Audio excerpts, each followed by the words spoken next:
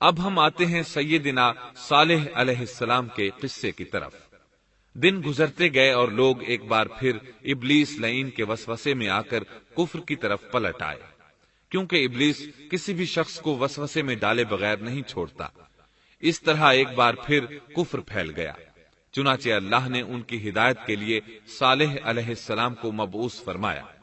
یہ سمود کے پوتوں میں سے ایک عربی نبی تھے۔ ان کا نسب نامہ اس طرح ہے: صالح بن عبید بن سیاف بن ماشق بن عبید بن حاضر بن سمود بن ارم بن سام بن نوح علیہ السلام۔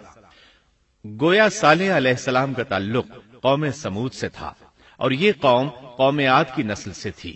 سمود کی قوم نے یمن کو خیر باد کہا اور جزیرے سے شمال کی طرف منتقل ہو گئے، پھر وہاں ہجر نامی ایک بستی میں جا ٹھہرے۔ قرآن کریم کی سورۃ الحجر اسی بستی کے نام سے موسوم ہے۔ قوم عاد کا تذکرہ سورۃ الحجر کے علاوہ سورۃ الاحقاف اور سورہ ہود میں بھی ہے۔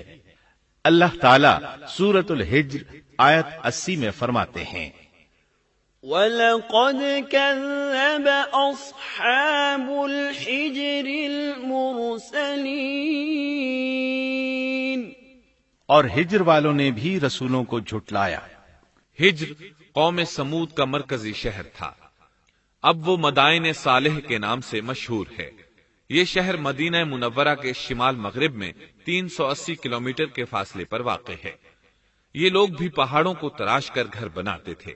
یہ صنعت اور کاریگری انہوں نے قوم عاد سے وراثت میں پائی تھی۔ اللہ تعالیٰ سورۃ الفجر آیت 9 میں فرماتے ہیں: وَثَمُودَ الَّذِينَ جَابُوا الصَّخْرَ بِالْوَادِ، اور قوم سمود کے ساتھ کیا کیا جنہوں نے وادی میں بڑے بڑے پتھر تراشے تھے۔ قرآن مجید میں اللہ تعالیٰ ایک مقام پر فرماتے ہیں: اور ہم نے قوم عاد اور سمود کو غارت کیا جن کے بعض مکانات آپ کے سامنے ظاہر ہیں۔ ان کے مکانات ان کی تباہی سے لے کر اب تک موجود ہیں۔ شام کے راستے میں خیبر، تیما سے تبوک تک قوم سمود کے آثار پائے جاتے ہیں۔ یہ لوگ کس طرح پتھر تراش تراش کر گھر بناتے تھے، اللہ تعالیٰ نے سورۃ الاعراف آیت 74 میں اس کا ذکر کیا ہے۔ وَاذْكُرُوا إِذْ جَعَلَكُمْ خُلَفَاءَ مِن بَعْدِ عَادٍ وَبَوَّأَكُمْ فِي الْأَرْضِ تَتَّخِذُونَ مِن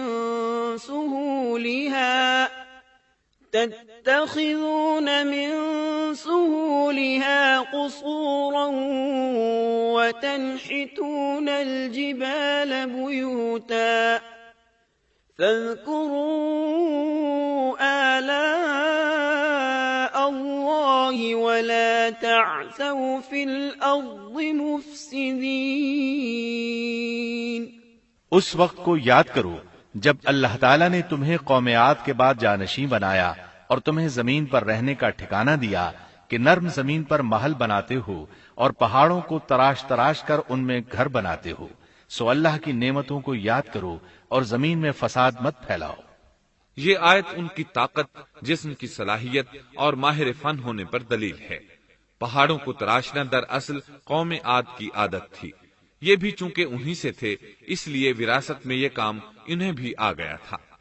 جس طرح اللہ نے عاد کو اپنی نعمتوں سے نوازا تھا، اسی طرح سمود کو ان سے بڑھ کر نعمتیں دی تھی۔ اللہ تعالیٰ صالح علیہ السلام کی زبانی ان سے فرماتے ہیں: اے قوم سمود، کیا تمہیں ان چیزوں میں بے فکری سے رہنے دیا جائے گا، یعنی باغات، چشموں، کھیتوں اور کھجوروں میں جن کا خوشہ ملائم ہے، اور تم پہاڑوں کو تراش کر پرتکلف گھر بناتے ہو؟ پس اللہ سے ڈرو اور میرا کہنا مانو۔ لیکن ان لوگوں نے ہر طرح سے قوم عاد کی پیروی کی، نصیحت پکڑنے کی بجائے بتوں کی عبادت شروع کر دی۔ اللہ نے ان کے درمیان صالح علیہ السلام کو مبعوث فرمایا۔ آپ نبوت ملنے سے پہلے بھی عقل مند اور علم والے تھے، باعزت گھرانے سے تعلق رکھتے تھے، اپنے معاملات میں لوگ ان سے مشورے لیتے تھے، لہذا انہیں ایک خاص مقام حاصل تھا۔ لیکن جب آپ نے انہیں ایک اللہ پر ایمان لانے، اس کے سوا کسی کی عبادت نہ کرنے کی دعوت دی تو ان کا ساتھ چھوڑ گئے۔ جواب میں ان سے کہنے لگے: يا صالح قد كنت فينا مرجوا قبل هذا اے صالح، اس سے پہلے تو ہم تجھ سے بہت کچھ امیدیں لگائے ہوئے تھے۔ مطلب یہ کہ پہلے تو ہمارے نزدیک آپ کا بہت مرتبہ تھا، مقام تھا، ہمیں آپ سے بہت امیدیں تھیں، لیکن آپ نے تو یہ باتیں کہہ کر ہماری ساری امیدوں پر پانی پھیر دیا۔ ان کے اس جواب کے باوجود صالح علیہ السلام انہیں اللہ کی طرف بلاتے رہے اور ان سے کہتے رہے، اے میری قوم، اللہ کی عبادت کرو، اس کے سوا تمہارا کوئی معبود نہیں۔ تمام انبیاء کی اپنی اپنی قوم کو یہی دعوت تھی کہ اے لوگو، اللہ کی عبادت کرو، اسی نے تمہیں زمین سے پیدا کیا ہے، اسی نے تمہیں زمین میں آباد کیا ہے، اس سے معافی طلب کرو، یقیناً میرا رب قریب ہے اور دعاؤں کو قبول کرنے والا ہے۔ اے میری قوم، تم نیکی سے پہلے برائی کی جلدی کر رہے ہو، اللہ سے معافی کیوں نہیں مانگتے کہ تم پر رحم کیا جائے؟ اللہ سے ڈرو، میری اطاعت کرو، حد سے گزر جانے والے بے باک لوگوں کی اطاعت سے باز آؤ، وہ ملک میں فساد پھیلا رہے ہیں اور اصلاح نہیں کرتے۔ صالح علیہ السلام نے ہود علیہ السلام کی طرح اپنی قوم کو نصیحت کی، لیکن ان ظالموں نے بھی اسی طرح کفر کیا جیسے قوم عاد نے کیا تھا۔ کہنے لگے، یہ کیسے ہو سکتا ہے کہ ہم اپنے میں سے ایک شخص کے تابع ہو جائیں؟ اس اکیلے کی اتنی زیادہ فضیلت کی آخر کیا وجہ ہے؟ ہم نہیں مان سکتے کہ ہم میں صرف اسی ایک پر اللہ کی باتیں نازل ہوتی ہیں۔ پھر وہ اس سے بھی آگے بڑھے اور اللہ کے نبی کو کھلے الفاظ میں پرلے درجے کا جھوٹا کہا، جادوگر کہا۔ پھر یہ سرکش اور کافر لوگ صالح علیہ السلام کے ساتھ ایمان لانے والے کمزور غریب لوگوں کو مخاطب کر کے کہنے لگے، کیا تم صالح پر ایمان رکھتے ہو؟ ہم تو اس کے منکر ہیں۔ اس طرح صالح علیہ السلام دن رات انہیں دعوت دیتے رہے، یہاں تک کہ یہ لوگ صالح علیہ السلام سے کہنے لگے، تم نے اور تمہارے ساتھیوں نے ہمارے اندر نحوست پھیلا رکھی ہے اور اسی لیے ہم مشکلات اور مصائب کا شکار ہیں، لہذا تم ہم سے دور ہو جاؤ۔ صالح علیہ السلام نے انہیں جواب دیا، تم پر نحوست اللہ کی طرف سے ہے، تم فتنے میں پڑے ہوئے لوگ ہو۔ پھر اس کے بعد وہ لوگ صالح علیہ السلام سے مکمل طور پر دشمنی کرنے لگے اور انہوں نے آپ کو یہاں تک کہہ دیا کہ آپ ہماری مجلس میں نہ آیا کریں کیونکہ آپ منحوس ہیں۔ پھر بات یہاں تک پہنچی کہ صالح علیہ السلام نے انہیں اللہ کے عذاب سے ڈرایا، دھمکایا اور کہا، يا قوم أرأيتم إن كنت على بينة من ربي وآتاني منه رحمة فمن ينصرني من الله إن عصيته فما تزيدونني غير تخسير۔ اے میری قوم کے لوگوں، ذرا بتلاؤ تو، اگر میں اپنے رب کی طرف سے کسی مضبوط دلیل پر ہوا اور اس نے مجھے اپنے پاس سے رحمت عطا کی ہو، پھر میں نے اس کی نافرمانی کی، تو کون ہے جو اس کے مقابلے میں میری مدد کرے؟ تم تو میرا نقصان ہی بڑھا رہے ہو۔ یعنی فرض کرو اگر میں حق پر ہوا اور یقیناً میں حق پر ہوں اور اللہ تعالیٰ نے مجھے اپنی نبوت سے بھی نوازا ہے، پھر بھی میں تمہاری باتوں میں آ کر اس کی نافرمانی کروں تو بلا شبہ اس وقت میں گھاٹے میں ہوں گا اور تم بھی خسارہ پانے والے ہوگے۔ اس پر وہ ظالم لوگ مقابلے پر اتر آئے، کہنے لگے، اگر تو سچا ہے تو کوئی معجزہ لے آ، لیکن وہ معجزہ ہماری مرضی کے مطابق ہو، اس صورت میں ہم ضرور ایمان لے آئیں گے۔ آپ ایسا کریں کہ بستی کے کنارے پتھریلی چٹان میں سے دودھ دینے والی 10 ماہ کی حاملہ اونٹنی نکالیں، اس کا رنگ سرخ ہو۔ صالح علیہ السلام سے یہ مطالبہ کر کے وہ سردار لوگ ایک طرف بیٹھ گئے اور مذاق اڑانے لگے۔ ایک کہنے لگا اونٹنی 10 ماہ کی ہو، حاملہ ہو، دوسرا کہنے لگا لازمی طور پر اس کا رنگ سرخ ہو، پھر ایک تیسرا سردار بولا اس کی کھال پر بہت زیادہ اون ہو، چوتھا بولا موٹی تازی ہو، ہم نے پہلے اس قسم کی اونٹنی دیکھی نہ ہو، پانچواں بولا وہ اتنی بڑی ہو کہ اکیلی ایک دن تمام کنویں کا پانی پی جائے اور دوسرے روز ہم پئیں۔ یہ لوگ اسی طرح مذاق اڑا رہے تھے کہ صالح علیہ السلام نے ان سے کہا، اگر تمہاری مطلوبہ اونٹنی تمہیں مل جائے تو کیا تم ایمان لے آؤ گے؟ سب نے مل کر کہا، ہاں ضرور لے آئیں گے۔ صالح علیہ السلام نے فرمایا، تب تم ایک دن سب لوگوں کو جمع کر لو۔ مقررہ دن وہ لوگ جمع ہو گئے۔ ان کی موجودگی میں صالح علیہ السلام نے اللہ سے دعا کی۔ زمین پر زلزلہ طاری ہوا، ان کی آنکھوں کے سامنے چٹان پھٹی اور اس سے بالکل ویسی ہی اونٹنی نکلی جیسا کہ ان کا مطالبہ تھا۔ انہوں نے اپنی زندگی میں ایسی اونٹنی کبھی نہیں دیکھی تھی۔ اس میں وہ تمام صفات موجود تھیں جن کا ذکر ان لوگوں نے کیا تھا۔ اللہ تعالیٰ صالح علیہ السلام کی زبانی سورہ ہود آیت 64 میں فرماتے ہیں، وَيَا قَوْمِ هَٰذِهِ نَاقَةُ اللَّهِ لَكُمْ آيَةً فَذَرُوهَا تَأْكُلْ فِي أَرْضِ اللَّهِ وَلَا تَمَسُّوهَا بِسُوءٍ فَيَأْخُذَكُمْ عَذَابٌ قَرِيبٌ۔ اے میری قوم، یہ اللہ کی بھیجی ہوئی اونٹنی ہے، یہ تمہارے لیے ایک معجزہ ہے۔ اب تم اسے اللہ کی زمین میں کھاتی ہوئی چھوڑ دو اور اسے کسی طرح کی تکلیف نہ پہنچاؤ، ورنہ فوری عذاب تمہیں آ پکڑے گا۔ اس اونٹنی کو چونکہ کسی اونٹنی نے جنم نہیں دیا تھا، اس لیے اس کو ناقۃ اللہ یعنی اللہ کی اونٹنی کہا گیا۔ پھر صالح علیہ السلام نے فرمایا، لوگو سن لو، ایک دن یہ اونٹنی پانی پیے گی، ایک دن تم پیو گے، تم میں سے کوئی اسے تکلیف نہ پہنچائے، ورنہ اللہ کا بدترین عذاب تم پر نازل ہوگا۔ سورۃ القمر میں اللہ فرماتے ہیں، بے شک ہم اونٹنی کو ان کے لیے آزمائش بنا کر بھیج رہے ہیں، تم صبر کے ساتھ ان کے انجام کا انتظار کرو۔ اس نشانی کے ظہور کے بعد اللہ تعالیٰ نے صالح علیہ السلام کو مخاطب کر کے فرمایا، تم اب دیکھتے رہو کہ ان کا انجام کیا ہوتا ہے، ان کی سختیوں پر صبر کرو، ان سے کہہ دو کہ پانی پر ایک دن ان کا اختیار ہوگا اور ایک دن اس اونٹنی کا، خبردار کوئی زیادتی نہ کرے اور اس اونٹنی کو پانی پینے سے نہ روکے۔ سورۃ الشمس میں اللہ تعالیٰ فرماتے ہیں کہ ان سے اللہ کے رسول نے فرما دیا تھا کہ اللہ کی اونٹنی کی اور اس کے پانی پینے کی باری کی حفاظت کرو، یعنی اسے نہ تو پانی پینے سے روکو اور نہ ہی اسے کوئی تکلیف پہنچاؤ۔ اس معجزے کو دیکھ کر لوگ دو گروہوں میں بٹ گئے۔ بہت کم لوگوں نے صالح علیہ السلام کی پیروی کی، ان پر ایمان لائے، جبکہ اکثر لوگ پھر بھی اپنے کفر پر ڈٹے رہے۔ اللہ تعالیٰ فرماتے ہیں، ان لوگوں نے خود معجزے کا مطالبہ کیا تھا، لیکن اس کو اپنی آنکھوں سے دیکھنے کے باوجود ظلم پر اڑے رہے اور کفر پر اصرار کرتے رہے۔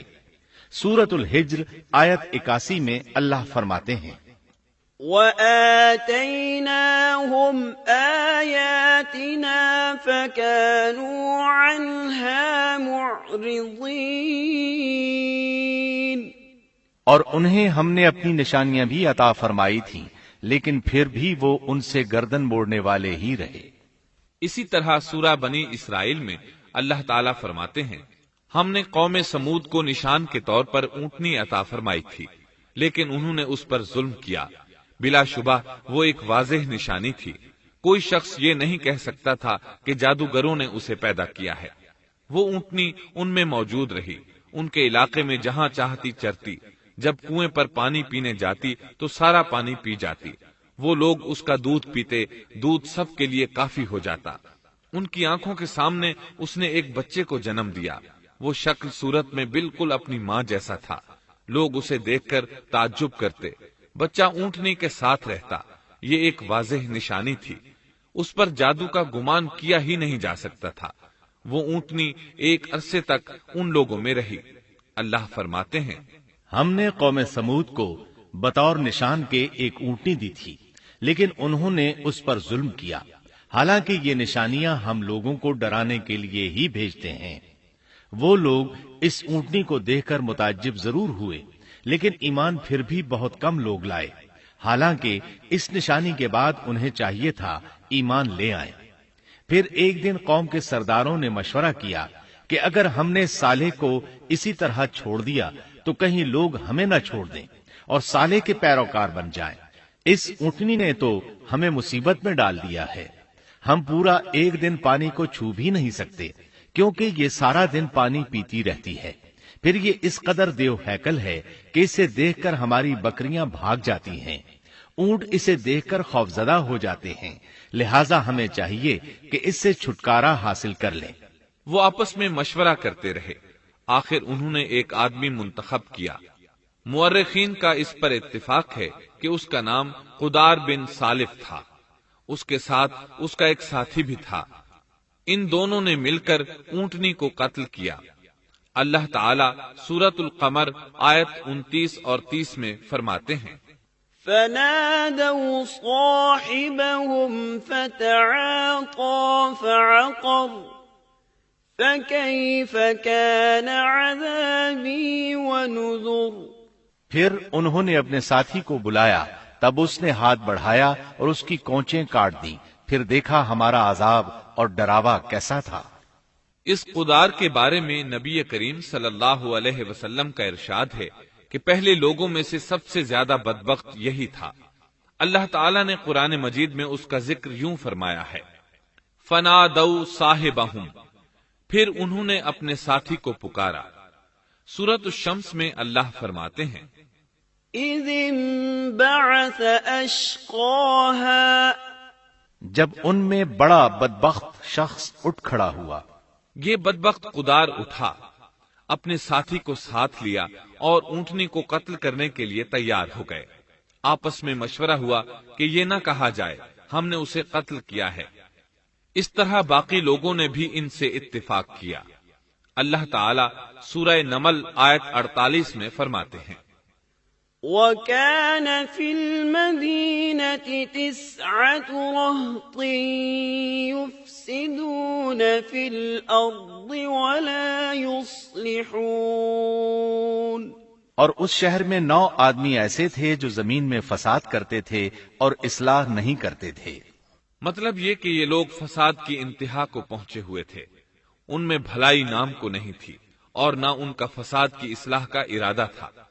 بخاری، مسلم اور مسند احمد کی ایک حدیث میں ہے، رسول اللہ صلی اللہ علیہ وسلم نے ایک بار اپنے خطبے میں اس اونٹنی اور اسے مار ڈالنے کا ذکر فرمایا۔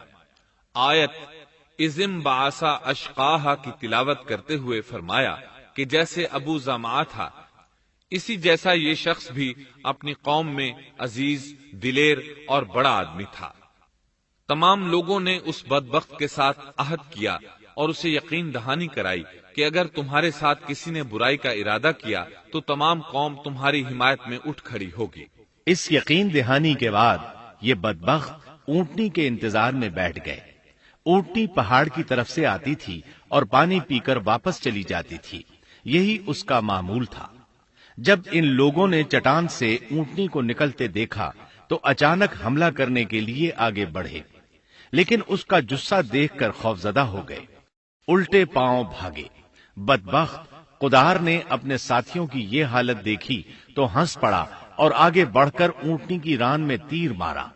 اس سے اونٹنی کی ران کی ہڈی ٹوٹ گئی اور وہ نیچے گر گئی۔ پھر اس ظالم نے اپنے ساتھیوں کو آواز دی اور آگے بڑھ کر اونٹنی کی کونچیں کاٹ دی۔ سورۃ الشمس میں اللہ تعالیٰ فرماتے ہیں، ان لوگوں نے اپنے پیغمبر کو جھوٹا سمجھ کر اس اونٹنی کی کونچیں کاٹ دیں، پس ان کے رب نے ان کے گناہوں کے باعث ان پر ہلاکت ڈالی اور پھر ہلاکت کو عام کر دیا اور اس بستی کو برباد کر دیا۔ اونٹنی کی کونچیں کاٹ دیے جانے کے بارے میں اللہ تعالیٰ ایک دوسرے مقام پر فرماتے ہیں کہ پس انہوں نے اونٹنی کو مار ڈالا اور اپنے پروردگار کے حکم سے سرتابی کی اور کہنے لگے، اے صالح، جن عذابوں سے تو ہمیں دھمکاتا رہتا تھا، اگر تو واقعی پیغمبر ہے تو ان عذابوں کو ہم پر نازل کرا دے۔ اونٹنی پر حملہ ہوتے ہی اس کا بچہ بھاگ نکلا تھا۔ وہ پہاڑ کی چوٹی پر چڑھ گیا، 3 مرتبہ بلبلایا۔ یہ بدبخت اس کے پیچھے بھاگے اور آخر اسے بھی قتل کر دیا۔ پھر تمام بستی والے جمع ہوئے، اونٹنی اور اس کے بچے کا گوشت تیار کیا اور مزے کے ساتھ اس کو کھایا۔ اس جرم میں ان سب نے شرکت کی، البتہ جو لوگ صالح علیہ السلام پر ایمان لے آئے تھے وہ الگ تھلگ رہے۔ صالح علیہ السلام کو جب یہ خبر ملی تو وہ گھبرائے ہوئے اونٹنی کے پاس پہنچے۔ اونٹنی بے جان پڑی تھی، اس کا بچہ بھی بے جان تھا۔ لوگ ان کے گرد جمع تھے اور ان کا گوشت کھا رہے تھے۔ اس وقت صالح علیہ السلام نے ان سے کہا، فقال تمتعوا في داركم 3 أيام ذلك وعد غير مكذوب۔ اس پر صالح نے کہا کہ اچھا تم 3 دن تک اپنے گھروں میں رہ سہ لو، یہ وعدہ جھوٹا نہیں ہے۔ مطلب یہ کہ تمہیں صرف 3 دن کی مہلت ہے، اس کے بعد تم سب کے سب ہلاک کیے جاؤ گے۔ وہ صالح علیہ السلام کی بات کو رد کرتے ہوئے انہیں دھمکیاں دینے لگے کہ جن عذابوں کا تو ہم سے وعدہ کر رہا ہے، اگر تو سچا ہے تو ان کو ہم پر نازل کر دے۔ اس کے بعد وہ جمع ہو کر مشورہ کرنے لگے کہ آج رات صالح کو بھی مار ڈالو۔ ان کے اس مشورے کے بارے میں اللہ تعالی سورۃ النمل آیات 48 اور 49 میں فرماتے ہیں، اس شہر میں 9 سردار تھے، وہ زمین میں فساد پھیلاتے رہتے تھے اور اصلاح نہیں کرتے تھے۔ انہوں نے آپس میں بڑی بڑی قسمیں کھا کھا کر عہد کیا کہ رات ہی کو صالح اور اس کے گھر والوں پر چھاپا ماریں گے اور اس کے وارثوں سے صاف کہہ دیں گے کہ ہم اس کے اہل کی ہلاکت کے وقت موجود نہیں تھے اور ہم بالکل سچے ہیں۔ اب یہ لوگ صالح علیہ السلام کے گھر کی طرف چلے۔ اللہ تعالیٰ سورۃ النمل آیات 50 اور 51 میں فرماتے ہیں، وَمَكَرُوا مَكْرًا وَمَكَرْنَا مَكْرًا وَهُمْ لَا يَشْعُرُونَ فَانظُرْ كَيْفَ كَانَ عَاقِبَةُ مَكْرِهِمْ أَنَّا دَمَّرْنَاهُمْ وَقَوْمَهُمْ أَجْمَعِينَ۔ اور انہوں نے ایک داؤ کھیلا، سو ہم نے بھی ایک ایسا داؤ کھیلا کہ انہیں خبر بھی نہ ہوئی۔ پھر دیکھو کہ ان کے داؤ کا کیا انجام ہوا، ہم نے انہیں اور ان کی ساری قوم کو ہلاک کر دیا۔ صالح علیہ السلام کا گھر پہاڑ کی بلندی پر تھا۔ یہ فسادی لوگ ابھی اوپر چڑھ رہے تھے کہ زمین حرکت کرنے لگی۔ ایک چٹان اوپر سے لڑھکتی ہوئی آئی اور ان تمام کو پیس کر رکھ دیا۔ ان 9 فسادی لوگوں کی ہلاکت کے ساتھ ہی اللہ کے عذاب کی ابتدا ہو چکی تھی۔ چنانچہ صالح علیہ السلام نے اپنے ساتھیوں کے ساتھ اس بستی کو چھوڑ دیا، یعنی وہ ہجر کے علاقے سے نکل گئے۔ صبح ہوئی تو لوگوں نے ایک عجیب منظر دیکھا۔ قوم سمود کے تمام لوگوں کے چہرے زرد پڑ چکے تھے، وہ سب رونے لگے کیونکہ عذاب کے آثار شروع ہو چکے تھے۔ دوسرے دن تمام لوگوں کے چہرے آگ کی طرح سرخ ہو گئے اور تیسرے دن تمام کے چہرے سیاہ ہو چکے تھے۔ اپنی یہ حالت دیکھ کر سب لوگ رونے اور چیخ پکار کرنے لگے، اپنی قبریں کھودنے لگے۔ اب انہیں یقین ہو چکا تھا کہ عذاب کا وعدہ برحق تھا۔ اللہ تعالیٰ نے انہیں پہلی قوموں کی طرح ایک قسم کا عذاب نہیں دیا تھا، جیسے قوم نوح کو صرف طوفان کے ذریعے ہلاک کیا گیا، قوم عاد کو صرف طوفانی ہوا کے ذریعے ہلاک کیا گیا، لیکن قوم سمود کو اللہ تعالیٰ نے طرح طرح کے عذابوں سے دوچار کیا، اس لیے کہ انہوں نے اپنی مطلوبہ شرط پوری ہونے کے باوجود ایمان قبول نہیں کیا تھا۔ عذاب کی ابتدا زلزلے سے ہوئی، زمین حرکت کرنے لگی۔ اس کی وجہ سے وہ لوگ اپنے گھروں میں اوندھے کے اوندھے پڑے رہ گئے، ان میں اٹھنے کی طاقت تک نہ رہی۔ پھر آسمان میں سخت کڑاکا ہوا، اس کی ہولناک دہشت انگیز چنگھاڑ نے ان کے بھیجے پھاڑ کر رکھ دیے۔ ایک ہی لمحے میں ایک ساتھ وہ سب ڈھیر ہو گئے۔ ان کی ہلاکت اور تباہی کو بیان کرتے ہوئے اللہ تعالی سورۃ الزاریات آیات 43 تا 45 میں فرماتے ہیں، وَفِي ثَمُودَ إِذْ قِيلَ لَهُمْ تَمَتَّعُوا حَتَّى حِينٍ فَعَتَوْا عَنْ أَمْرِ رَبِّهِمْ فَأَخَذَتْهُمُ الصَّاعِقَةُ وَهُمْ يَنظُرُونَ فَمَا اسْتَطَاعُوا مِنْ قِيَامٍ وَمَا كَانُوا منتصرین۔ اور سمود کے قصے میں بھی عبرت ہے جب ان سے کہا گیا کہ تم کچھ دن تک فائدہ اٹھا لو، لیکن انہوں نے اپنے رب کے حکم سے سرتابی کی، اس پر انہیں ان کے دیکھتے دیکھتے تیز و تند کڑاکے نے ہلاک کر دیا، پس نہ تو وہ کھڑے ہو سکے اور نہ بدلہ لے سکے۔ اسی طرح سورہ ہود میں اللہ تعالیٰ نے ان کی تباہی کا نقشہ اس طرح کھینچا ہے کہ ایک زور کی کڑک نے ان ظالموں کو آ لیا، پھر تو وہ اپنے گھروں میں زانوں کے بل مردہ پڑے رہ گئے، ایسے گویا کہ وہ کبھی آباد ہی نہ تھے۔ سورۃ القمر میں اللہ نے ان کی رسوائی ان الفاظ میں بیان کی ہے، ہم نے ان پر ایک چیخ بھیجی، پھر وہ ایسے ہو گئے جیسے کانٹوں کی باڑ کا چورا۔ دوسری طرف صالح علیہ السلام اور ان کے ساتھیوں کو اللہ تعالیٰ نے اپنی رحمت سے نجات دی۔ اللہ تعالیٰ سورہ ہود آیت 66 میں فرماتے ہیں، فَلَمَّا جَاءَ أَمْرُنَا نَجَّيْنَا صَالِحًا وَالَّذِينَ آمَنُوا مَعَهُ بِرَحْمَةٍ مِنَّا وَمِنْ خِزْيِ يَوْمِئِذٍ إِنَّ رَبَّكَ هُوَ الْقَوِيُّ الْعَزِيزُ۔ پھر جب ہمارا فرمان آ پہنچا، ہم نے صالح اور ان پر ایمان لانے والوں کو اپنے فضل سے اس سے بچا لیا اور اس دن کی رسوائی سے بھی۔ یقیناً تیرا پروردگار نہایت توانا اور غالب ہے۔ اس قوم کے آثار آج تک باقی ہیں۔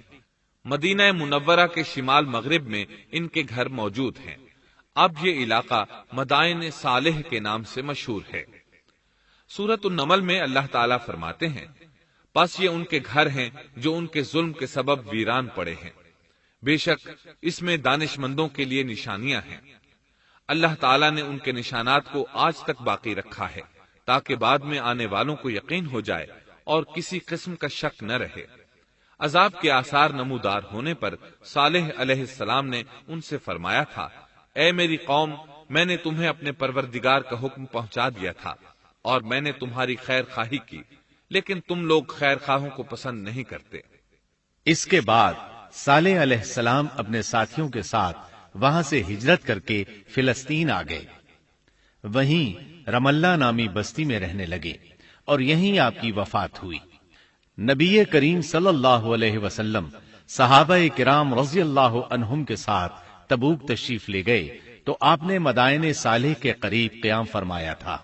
صحابہ نے ان کنووں سے پانی لے لیا جو قوم سمود کے استعمال میں رہے تھے، کچھ برتن بھی وہاں سے لے لیے۔ آپ کو پتہ چلا تو آپ نے حکم فرمایا، ان برتنوں کو توڑ دو اور اس پانی کو بہا دو اور اس پانی سے جو کھانا تیار کیا ہے اس کو الٹ دو۔ آپ نے انہیں ان گھروں میں داخل ہونے سے بھی روک دیا جن میں اللہ کا عذاب نازل ہوا تھا۔ آپ صلی اللہ علیہ وسلم نے فرمایا، میں ڈرتا ہوں تم پر بھی ایسا عذاب نہ آ جائے جیسا ان پر آیا تھا، اس لیے ان کے علاقے میں داخل نہ ہوا کرو، اور اگر داخل ہونا پڑ جائے تو روتے ہوئے داخل ہوا کرو، اور رونا نہ آئے تو رونے جیسی شکلیں بنا لیا کرو تاکہ تمہارا شمار ظالموں میں نہ ہو۔ اللہ تعالیٰ فرماتے ہیں، ألا إن ثمود كفروا ربهم ألا بعدا لثمود۔ آگاہ رہو، قوم سمود نے اپنے رب سے کفر کیا، سن لو ان سمودیوں پر پھٹکار ہے۔ قرآن میں ان کا قصہ 26 سے زائد مرتبہ بیان کیا گیا ہے۔ اس کے بعد لوگ ایمان کی حالت میں امن چین کی زندگی بسر کرنے لگے، لیکن پھر نئے سرے سے ان میں خرابی پیدا ہوئی۔ شیطان نے پھر اپنا کام دکھایا، ان کے دلوں میں وسوسہ ڈالا اور فلسطین، عراق، مصر اور جزیرے کے نواحی علاقوں میں شرک پھیل گیا۔ لوگ ایک بار پھر کفر کی طرف پلٹ پڑے۔ اس پورے قصے میں چند عبرتیں ہیں، آئیے ذرا ان کا بھی ذکر ہو جائے۔ اللہ تعالیٰ کی اونٹنی اگرچہ سیدنا صالح علیہ السلام کی نبوت کا ایک نشان تھی، ان کی سچائی کا ثبوت تھی، لیکن قرآن کریم کی وضاحت یہ ہے کہ وہ قوم سمود کی آزمائش کے لیے تھی اور وہی ان کی ہلاکت کا نشان ثابت ہوئی، جیسا کہ سورۃ القمر میں اللہ تعالیٰ فرماتے ہیں، إِنَّا مُرْسِلُو النَّاقَةِ الناقة فتنة لهم فارتقبهم واصطبر بے شک ہم اونٹنی کو ان کی آزمائش اور امتحان کے لیے بھیجنے والے ہیں، پس تو ان کے انتظار میں رہ اور صبر اختیار کر۔ سنت اللہ یہ رہی ہے کہ اگر وہ اپنے پیغمبر کو کسی قوم کی ہدایت کے لیے بھیجے اور قوم اس کی ہدایت پر کان نہ دھرے تو ضروری نہیں کہ وہ قوم ہلاک کر دی جائے، لیکن جو قوم اپنے نبی سے اس وعدے پر نشان طلب کرے کہ اگر ان کا مطلوبہ نشان ظاہر ہو گیا تو وہ ایمان لے آئیں گے، اور پھر نشان آ جانے کے بعد وہ ایمان نہ لائے تو اس قوم کی ہلاکت یقینی ہے۔ اللہ تعالیٰ پھر اس قوم کو معاف نہیں کرتے جب تک کہ وہ تائب نہ ہو جائے اور اللہ کے دین کو قبول نہ کرے، یا عذاب الہی سے صفحہ ہستی سے مٹ کر دوسروں کے لیے عبرت کا نشان بن جائے۔